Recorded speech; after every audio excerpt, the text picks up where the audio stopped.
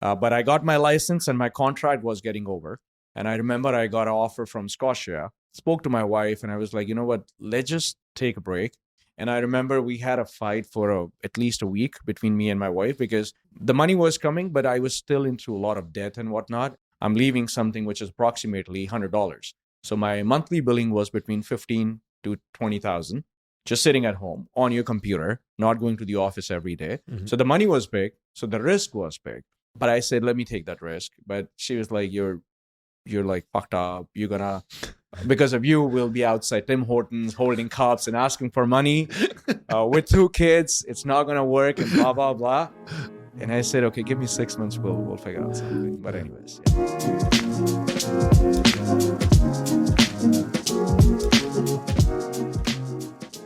Welcome to another episode of DC Talks with David Chinelli. I'm your host, David Chinelli, obviously. I got a really special guest. This is episode 70. So episode 70 today, and I have an amazing friend of mine from the brokerage, LePage Signature. We got one of my best friends here, Varun Passi. How are you doing, Varun? Thank you, David. Thank you for having me. I'm really looking forward, excited. Yeah. I don't know how this podcast is going to go. We never know. We never know. We'll see. We'll see. I'm excited to be here. Yeah, so I have a lot of questions to ask here because, you're the one thing I like about LePage Signature, where we are into, even though we're all realtors, we have so many different backgrounds and how we run our business. It's like your business is much different than my business, I would say. Correct. And how you run it. And you also have a team, which we want to talk about a little bit too.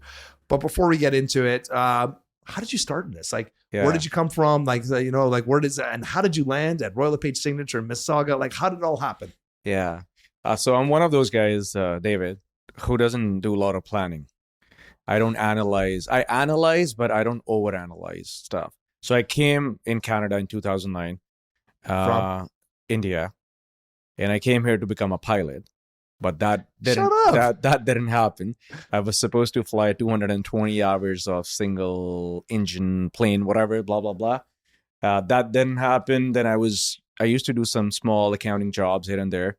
I didn't like it because my philosophy was, if I got to work from 9 to 5, I want to do something where I can make the maximum moolah, money, of course.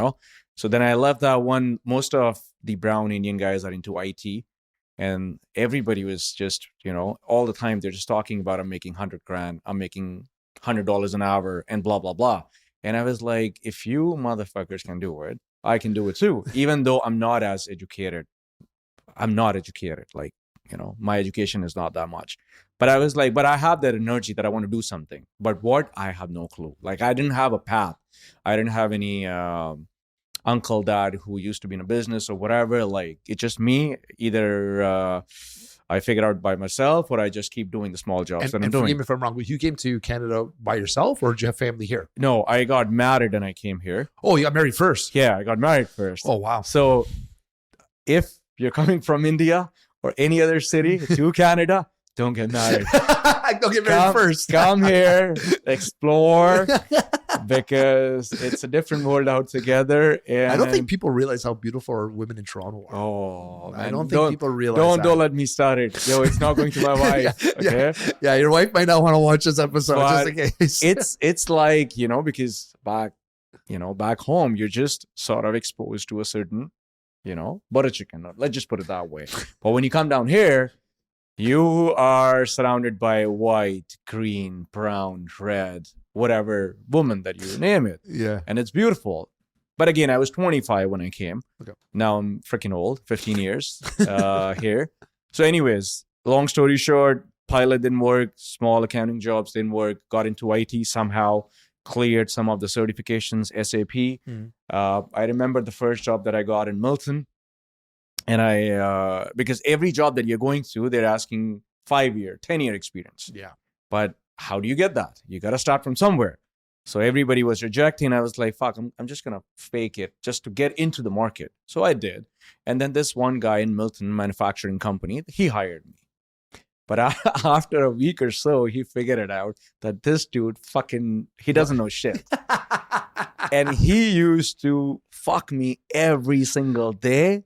He used to call me and give me tasks that is not possible for a single guy to do it. And I don't know anything. And I was like, okay, I'll take it back. And I used to call someone back home in India and I was like, how the fuck do I do it? Like, I don't know anything. So he just fucked me for the first 3 months. And then last day, because 3 months is the probation time. Yeah. And then he said, dude, I knew from the first week that you don't know no shit and blah. And I said, yeah, I figured it out. But then he obviously asked me to leave and whatnot. But those 3 months basically taught me everything. He made me ready for the next interview. Right. So when I'm going for the next one, I'm not faking because I am sharing the real experience that I had. Yeah, yeah. So from there, I started from the second IT, the third IT, and then I started doing contracts for all the banks. So from $13, $14 an hour to probably made it to $120 an hour. Wow. And then I did IT for a few years with CIBC. Yeah, but I like TD. that lesson. Let's stop right there. Like, I love the life lesson right there. Like, there's a couple of things that I don't always suggest people do. And people say, no, fake it till you make it. But you actually did that, which is, some people say do it. Hey, listen, to each their own. Yeah. But the part I like is about you failing and learning from the failure. Yeah. I always, if you watch a lot of my videos. I don't know why, but you watch a lot of my videos. Yeah, I do. And we talk about all the time. We talk about failing. And I think our culture is, we're trying to push people to fail so you learn how that. Whereas we're growing up as kids, like, and especially in an Italian household, you didn't fail. It was almost like, oh no, you can't fail. Like things are, I think the mind shift is changing, and you're a prime example of that. And I love that. Sorry, continue. I just wanted to put a life lesson over there. Like you actually put into practice about failing first and then learning from your mistakes. I think wherever I am today, it's just because of the failures that I had. Love it. And I had more failures than success. Because out of 40 years, I think 80% of my life, I didn't have money. Struggling for money, struggling for money, like grocery money, struggling like... which a lot of Canadians are going through right now. Yeah, you're just, all you're thinking about is how are you going to take care of your family, your expenses. So I started working when I was really young. But anyways, off the topic. So where were we again? So now you had just started working for the banks, and then you started making the big money. And then so how did that happen? So after from there, I thought, you know what? Because I'm done at 4:00, in my job or whatever, but I wanted to do something else too. So what do? So I said, okay, let's just get the license because for real estate. I see you guys driving big cars and, all the fancy lifestyle. But my plan was to get a license and maybe I can do a part-time where I can just sell it to my friends, families, and I had no clue how the whole industry works. So that was the initial thought when I got my license, that I'll do IT and part-time. But I got my license and my contract was getting over. And I remember I got an offer from Scotia. But then I spoke to my wife and I was like, you know what, let's just take a break. I'm going to leave my IT contract.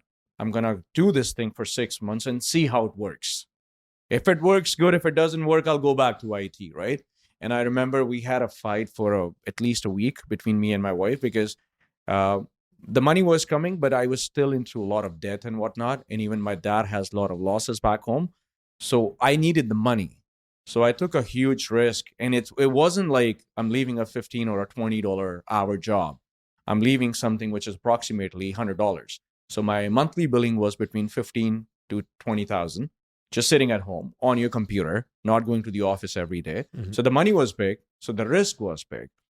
On top, I had a lot of debt and I got to support my family back home too. But I said, let me take that risk. But she was like, you're like fucked up. You're gonna, because of you, we'll be outside Tim Hortons holding cups and asking for money with 2 kids. It's not going to work and blah, blah, blah. And I said, okay, give me 6 months. We'll figure out something. But anyways, it's so funny. It's funny how we parallel some things and are totally different than others. Like when I got packaged out from Hydro, I had offers to work as a treasury analyst. Yeah. And I just didn't want to do it. My wife's like, you don't love it. Like, I never loved it. Like I love the part of so when I first started as a treasury analyst, my job was to invest the company's money. Yeah. And we wheeling and dealing. That's what I liked about it. Correct. By the end of the job, it was a lot of accounting. Right. It was boring shit. Like literally my investments worked out to be 1 phone call or 1 email. I need this amount of money. Okay. And it was done.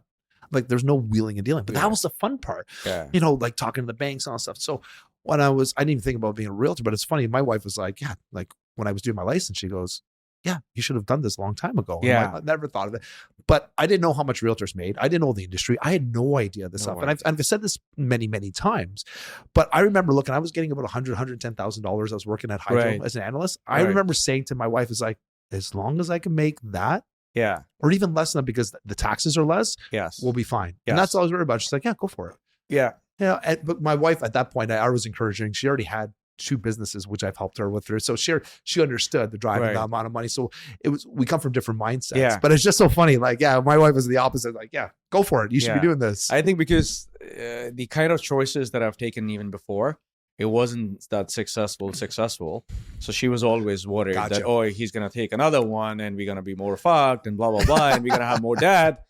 And so, but I'm glad that I took that chance. I took that risk. And just because of that, I figured it out. What exactly do I want to do in life? Because I feel that unless you get into something, you don't understand where you belong to, So now when I got into this thing, and I used to talk to myself, I'm like, you motherfucker, this is where you belong to. You don't belong to those IT back-end jobs or whatever. This is where you belong to. And I figured it out, or maybe I realized after a year and a half, when I saw some success, when I see people are connecting, even though I didn't have a lot of experience, but they somehow connect with me for whatever reason. So then I was like, you know what, dude, I'm not going back. This is where I want to be. I want to grow. How? I don't know how, but I just want to keep doing what I'm doing. And I'll be just modifying my business strategies, talking to people like you, stealing ideas, copy, paste, and then see how the whole thing goes. So your business has changed a lot since I've known you as well, but you have a couple of team members still with you, or is just one? Or I know you have Isra with you who can make it today. Yeah. Is it just the 2 of you now? So no, Isra is Isra. It's a funny story with Isra too. So Isra came back and she was like, I want to join your team.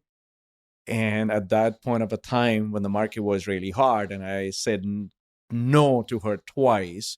And I was like, no, because I thought she's raw. I had to spend too much time on her.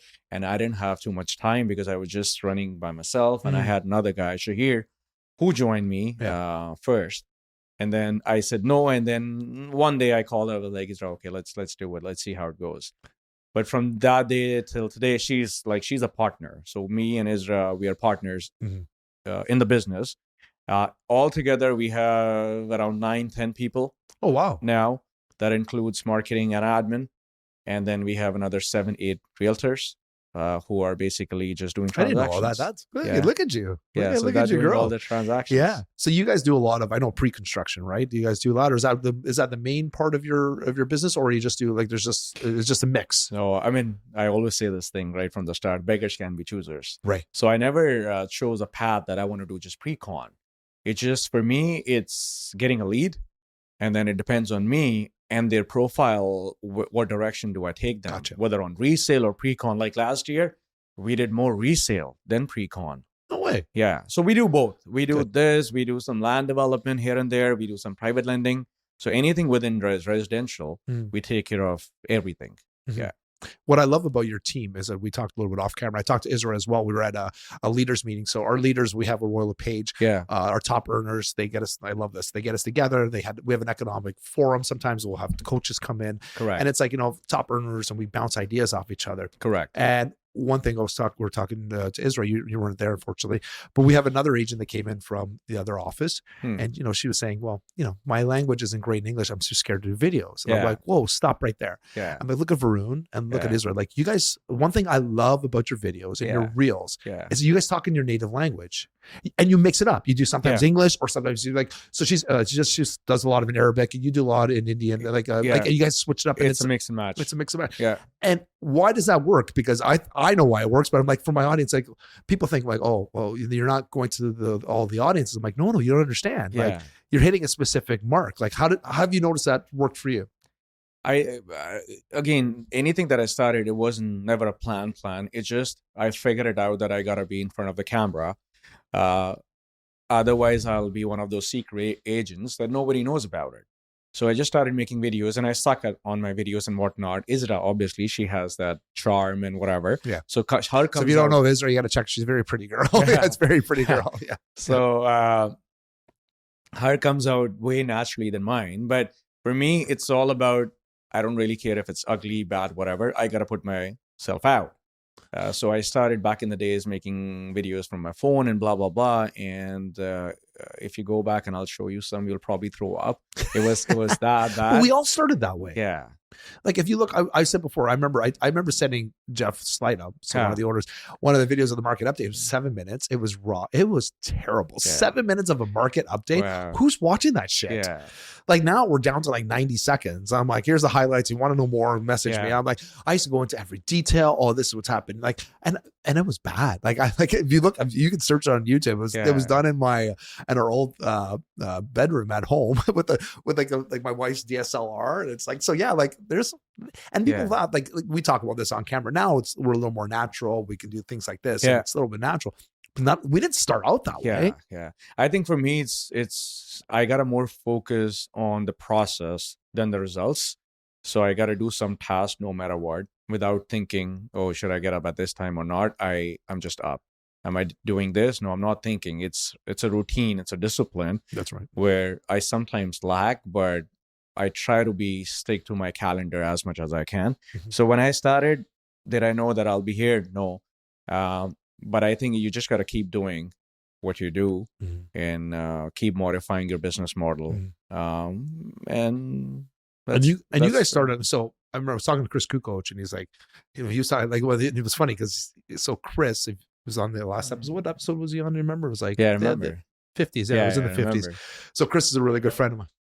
Yeah, maybe 55. Yeah. I'm glad it's not 69. Yeah. So Chris was on the episode, and like you guys are office close together. And he made a remark next door, and he's like, "Man," he goes, "Varun and his team are like a machine over there. The calls that you guys make, the cold callings, and it's like, so that's part of your business. Is that would you say you get a lot of your leads from? Is like from cold calling, or like how does that work?" So when I started with this thing, and I was like, how do I keep myself busy for the next 10 to 12 hours?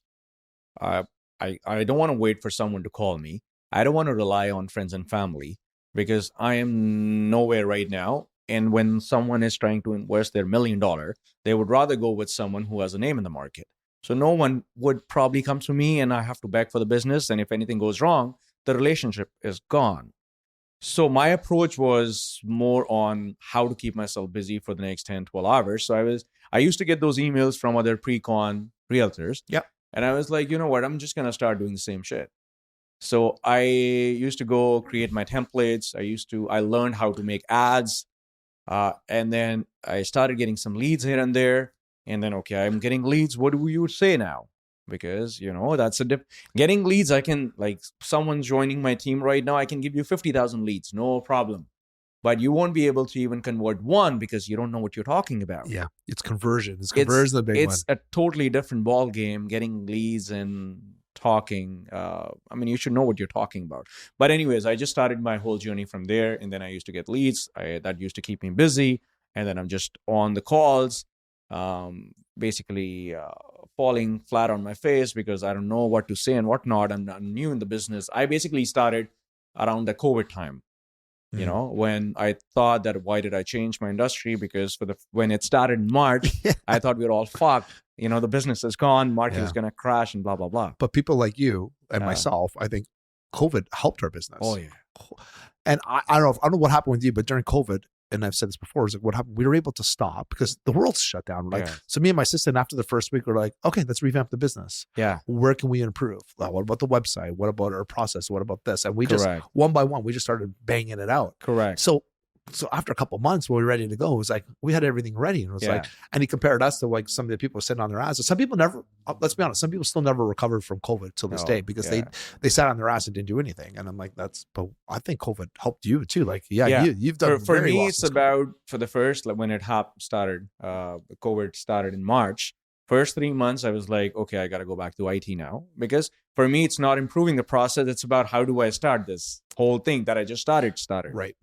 But again, with the way market picked up, and I was able to do something because I was just breathing real estate. Everything is about, I used to educate myself a little bit so that I can talk to someone and give them the education. So it helped me for the first couple of years and whatnot. And then we all know what happened last year or after 2022. But again, how I started with the whole thing that I'm getting leads and I'm calling them and trying to convert those guys. And now it's obviously lead generation.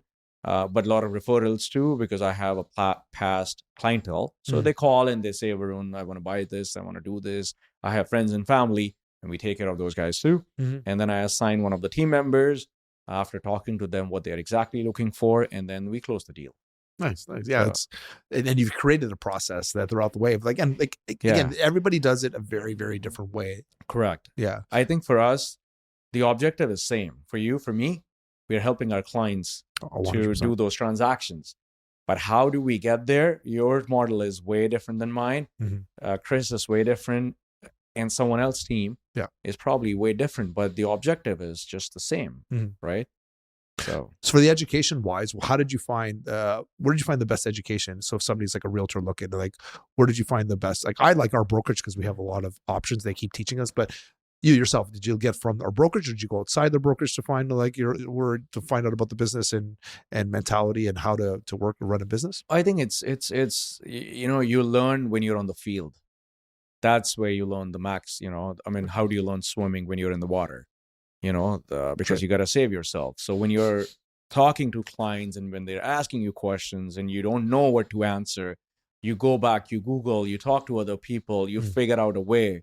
Because I was watching Phil Jones, and one of the things that he mentioned that is the worst time is to say something at that moment because you haven't really planned what you got to tell or what you got to say. So those things I didn't know back in the days. Now, all those things are coming out. But yeah, so just on the field, talking to people, brokerage, help, watch those sessions, be on top. And on top, you have a fear that you got to run your family. You got to get groceries. Fear's a huge motivator. I think 100%. One of the things I said before, I repeat myself a lot, but I maybe don't hear it, but the audience hasn't heard it. Like one of the reasons people I buy, I have a nice watch. It's on my wrist. I drive a nice car. Yeah. And I have a nice house and a family, but every time I think about it, you've been to the house, but every time I'm pulling into the house, it reminds me, it scares me that if I'm not working, I can't afford this stuff. 100%. My family's going to go broke. I have to sell my watch or sell my car. It's a driver. The fear is a driver. 100%. It's not the other way around. I don't do it flashy wise. I don't I think sometimes if people see somebody who's successful and they'll have nicer things, and some people like to show off, but there's some of us that don't do it to show off. I say they're reminders to us. Yeah. And that's constant when I'm reminding myself about, if you can change your mentality to be that, it's a part of the fear. Yeah. Every January, I'm worried. Yeah. And I think you are too, because we're like, what's this year going to bring? And it's a healthy fear. It's not a crippling fear. It's a motivating fear. Right. And what they say every single day, if you don't do something every day to scare you, you're not really living. 100%. So you got to put yourself out there. Right. And I'm scared that I'm not going to get any business ever again. Yes. And it's just I'm scared some things I might say on this podcast might turn somebody off, but I'm screw it. I want people to know who I am. 100%. And that's why we do this stuff. Yeah. Right? No, it's very important because now we have achieved something. I don't want to go, I would do anything not to go back to my old days. 100%. If I gotta work 24 hours, 48 hours, if I gotta compromise, sacrifice going to my friends' birthday parties or whatever, I don't really care. I just don't want to go back to the days where I'm just worrying about how I'm gonna cover the expenses, which is gonna come in the next 10, 15 days because I don't have the money. And what's basically happening is you're not living the moment where you are at that point of time. You're just thinking about the future and you're fucking your present at that point of time. And I've done that for years where I'm not in that moment, especially when I had small kids. I want to be with them. I want to play with them. But all you're thinking about how I'm going to do the other, groceries, blah, blah, blah, fuel, mortgage, rent, whatever. Rent, not mortgage at that point of time. But so that's the thing. And I would, again, do anything not to go back. And fear is a good thing, as you said, David. Well, I'm always fearful of having to go back to work too, because my work environment was very different, right? I didn't realize, we talk about sometimes the corporate environment is, I call it battered wife syndrome, where it's like, you don't realize how bad it is. Like, so you have ideas and there's always people pushing down and you're always worried about your job. Always. We had so many layoffs. We had so many rounds. Like, so you're always worried, like you're doing something. Is that going to get me fired? And right. Sometimes you don't always say what you want to say because you're worried, like there's HR and I might get fired and then I might not get a package. And you go to work every day. I'm like, well, I have a job now. And like, I never want to have that fear where my fate is in somebody else's hands. Right. Doesn't matter. And that bothers the hell out of me. Right. Well, now my fate is in my own hands.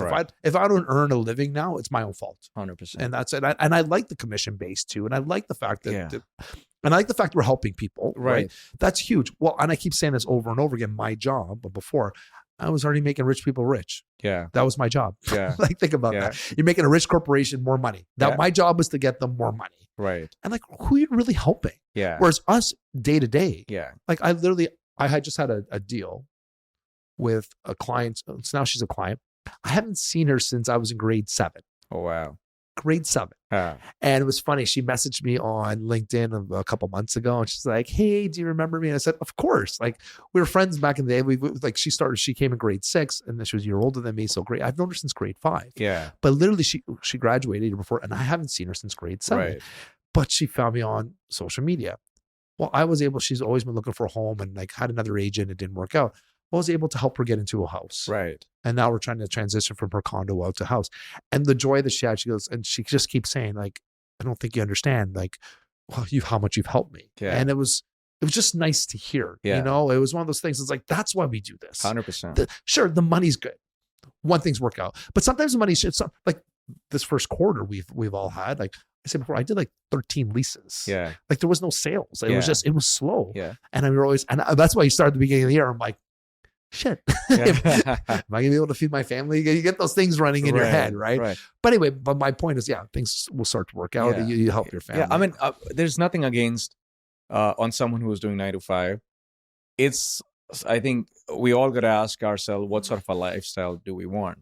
No, like I know a lot of people, they don't want to hustle the way we do, working 7 days, going home at 7:30, just see our kids for an hour, and then they go to bed. Or traveling 2 hours to get to the job. On the go train. We don't even know. After 6 months showing some houses to our client, sometimes they pull back and they were like, no, I don't want to buy. So there's no guarantee on anything. It's just about what sort of a lifestyle do you want? I mean, if you're okay, like you want to work 9 to 5, 9 to 4, you want to go back, spend time with your family, watch Netflix, there's nothing wrong with that. It's just, this is what you want. I don't want any ceiling. I want to buy whatever I want. Right. I don't really care about inflation. I care about my income. If the strawberries are $20 a pack, do I care? No.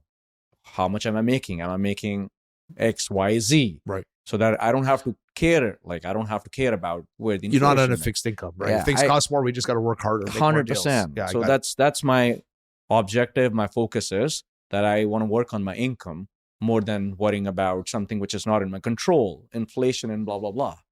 You know? Yeah, but what I've also learned, I said this in my last video, was like, somebody asked me before, what have you learned from real estate which wasn't real estate related?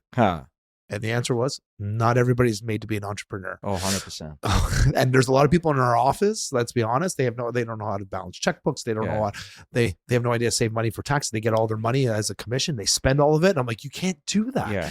And it's like, and then you have to put money back into the business. I'm like, why would I do that? I'm like, you can't just get a commission check and then spend it all, not put money back into the business, not put money aside for taxes, not take care of and there's a lot of people that just don't get it. They've been in the industry longer than we have. Right. And they're like, you shouldn't be an entrepreneur. Like it's just that you're changing the whole mindset.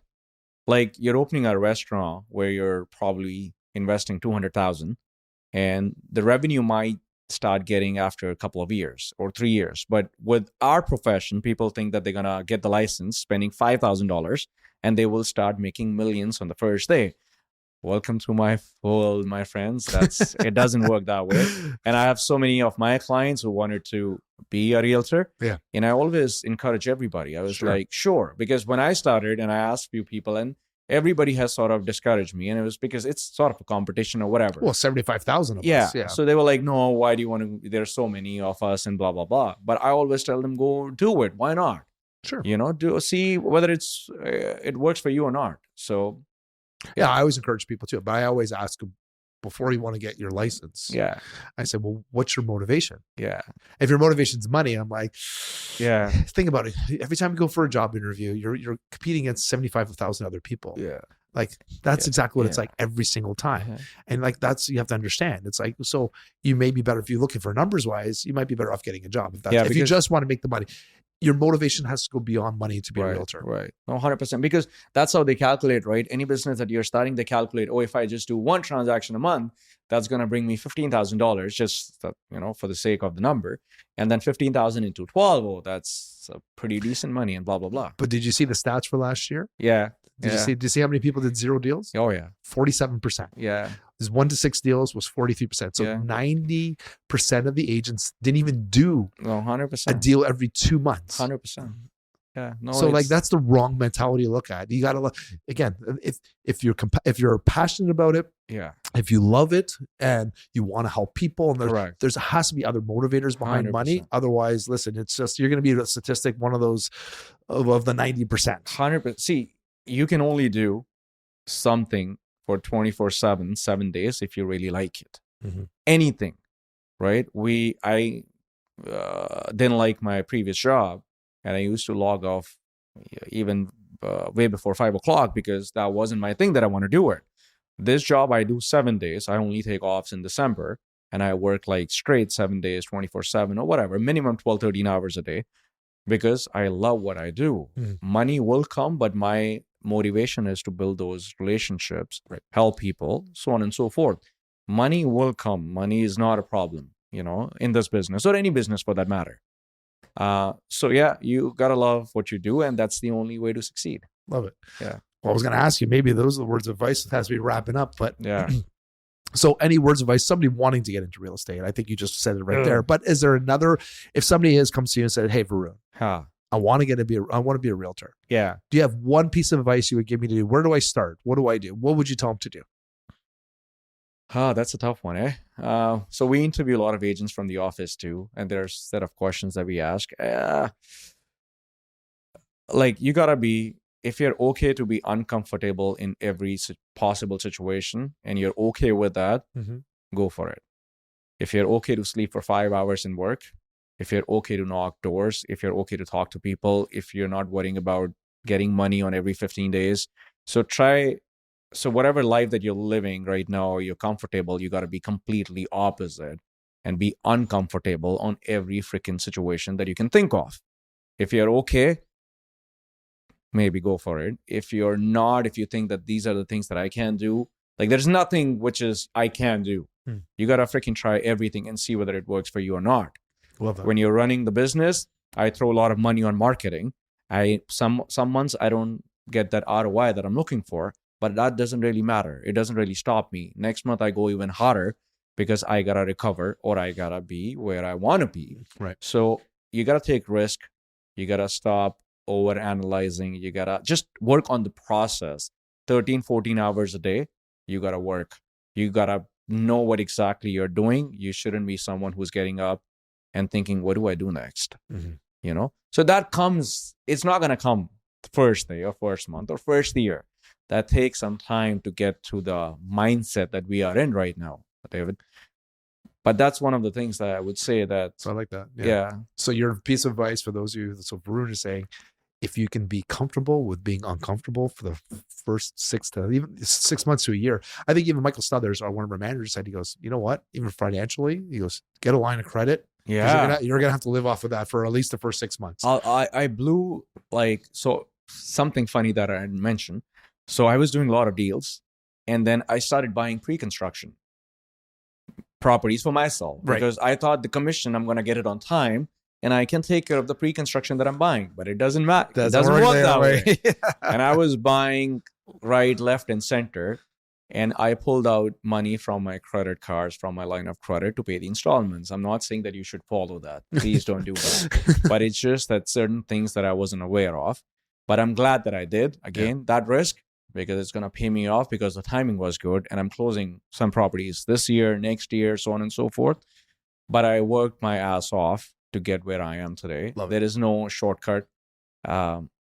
Yeah, there's no shortcut. Yeah. What advice would you give if someone's starting today? Question for you. Yeah. So I'll end with this. So the piece of advice I always give is, again, with all the stuff we talked about being uncomfortable. Yeah. Right. That's okay. And how you line of credit. But I would say 100% make sure you love this. Yeah. And that's it. You have to dig deep in your soul, because you can get buried. There's so many agents within the first 2 years are getting out because it's too hard, and you're spending money, and you're like, and over and over again. So the piece of advice I would say over again, it's like, it's not glamorous. Yeah. Throw away your TV. Don't watch HGTV. Don't watch Selling Sunset. Yeah. That's fucking bullshit. Yeah. That doesn't happen in real life. No. Talk to a realtor, actually shadow a realtor and say, for a real day life, and say, do I really want to do this? Right. Yeah. So Varun and I, we have to wrap up now. Yeah. So if somebody wants to follow along and wants to see all your stuff, and I love your videos as well, where can they find you? Well, on Instagram, social media, my page is Varun at YHMP. We post a lot of content on educational, some projects, some listings. If they have any question, they can reach out to us by social media. We are all over the place. We try to post a lot of content on social media so we can help our clients, people, to educate them.